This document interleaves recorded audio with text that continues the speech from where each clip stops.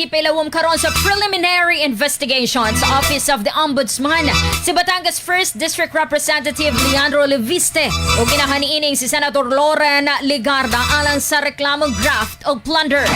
Kini may kalabutan sa gingong proyekto nga nagkantidad og 10 billion pesos sa mga solar energy company ni Leviste. Netong 21 anyos pa lamang kini na siya nagbaton matud pa og eksklusibong prangkisa o exclusive service contract sa tibuok nasod nga nagpasabot matud pa nga ang kumpanya ng Leviste ang pwedeng mag-produce ug magbaligya og solar energy. Samtang nagpagula og pamahayag si Senator Legarda labot sa maong reklamo. Dini iyang gibarugang walay kamatuoran ug walay basihan ang maong aligasyon nga nagdaot sa iyang pangalan.